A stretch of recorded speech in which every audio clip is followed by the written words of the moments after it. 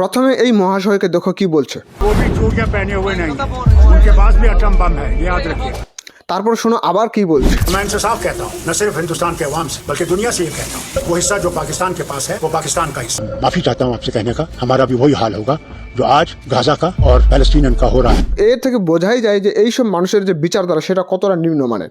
কিন্তু এখন যখন পাকিস্তান তাকে লাথি মেরে বের করে দিয়েছে তাদের টিম থেকে, এখন শোনো সে কি বলছে। वज़ीर आज़म और फॉरेन मिनिस्टर से भी गुजारिश है, साहब वो इतना बोलते रहते हैं, कहते रहते हैं कि वो हमारा हिस्सा है। अगर आपका हिस्सा तो बात क्यों नहीं करते हैं, क्यों नहीं बोलते हैं कि वहाँ पे जो हो रहा है उसको रोकिए। পুরো দুনিয়ার মধ্যে এটা ছড়িয়ে বেড়াচ্ছে যে মুসলিম নাকি সংকটের মুখে পড়ে গেছে, বিশেষ করে ভারতীয় মুসলিম তো আরও সংকটের মুখে।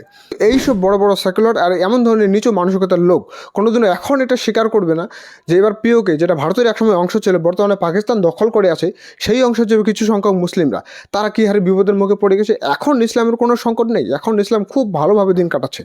কিন্তু আসল বাস্তবতা হচ্ছে পাকিস্তানের আর্মি আর পাকিস্তানের পুলিশ এই পিওকে লোকেদের উপর কীরকম অত্যাচার করছে, প্রায় 80 জন লোকের উপর গুলি করে মার্ডার করে দিয়েছে। সেই দিকে আর কোনো নজর পড়বে না, সেই দিকে এই সেকুলার আর এক আঙ্গুল প্রশ্ন তুলবে না। शर्म नहीं आती इस रोड पे जहाँ पे खून ही खून है, गोलियां मारे हमारे भाइयों को, क्या तमाशा।